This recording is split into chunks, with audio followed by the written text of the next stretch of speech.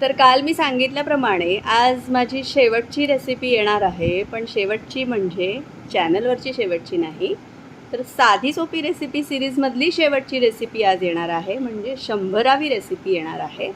तर आज दाखवणार आहे हिरवी बटाट्याची भाजी। साधी सोपी सिरीज असल्यामुळे 100वी रेसिपी मी सगळ्यात सोपी निवडली आणि थोडासा ट्विस्ट दिला आहे, पण भाजी आपण नेहमी करतो अगदी तशीच आहे आणि खूप साधी सोपी आहे।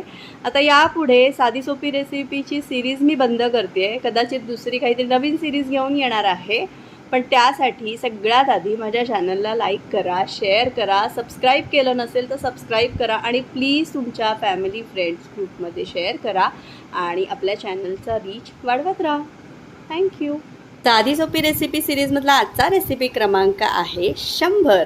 तर आता रेसिपीला सुरुवात करते आहे। सगळ्यात आधी इथे 4 बटाटे उकडून घेतले, सालं काढून त्याच्या फोडी करून घेतल्या, त्यामध्ये चवीपुरतं मीठ घातलं। आता फोडणीसाठी कढईमध्ये घेतलं आहे तेल, त्यामध्ये जिऱ्या मोहरीची फोडणी केली, छान अशी खमंग फोडणी झाल्यावर हिंग घातला। हिंग नक्की घालायचा, त्यामुळे चव खूप छान येते भाजीला, थोडासा जास्त घालायचा।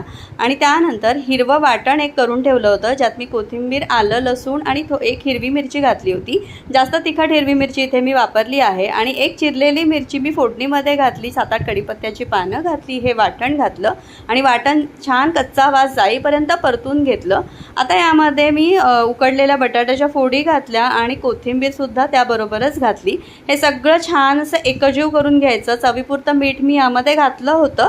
आता हे सगळं मिक्स करून घ्यायचं। अगदी थोडीशी हळद घालायची। खरं तर ही हिरव्या रंगाची भाजी असते, हळद तुम्ही स्किपसुद्धा करू शकता, पण मी अगदी थोडीशी हळद घातली आणि त्यानंतर हे सगळं मिक्स करून घ्यायचं। ही हिरवी बटाट्याची भाजी अतिशय चवीला छान लागते। थोडीशी तिखट बनवायची, आपल्या नेहमीच्या पिवळ्या बटाट्याच्या भाजीसारखी ही नाही बनवायची, थोडी तिखट बनवल्यामुळे त्याची चव खूप छान लागते। वरण भाताबरोबर अतिशय उत्तम लागते आणि चपातीबरोबर सुद्धा खाऊ शकता। अशा प्रकारे इथे हे सगळं मिक्स करून घेतल्यानंतर वरून अगदी थोडंसं ओलं खोबरं मी घातलं आहे। ते सुद्धा खरं तर गरज नाही आहे, कारण त्यामुळे ती थोडीशी गोडसर होण्याची शक्यता आहे आणि जर तुम्हाला अगदी तिखट हवी असेल तर तुम्ही खोबरं नाही घातलं, ओलं खोबरं तरीही चालेल। मी अगदी थोडंसं घातलं, छान मिक्स करून घेतलं आणि इथे आपली हिरवी बटाट्याची भाजी खाण्यासाठी तयार आहे।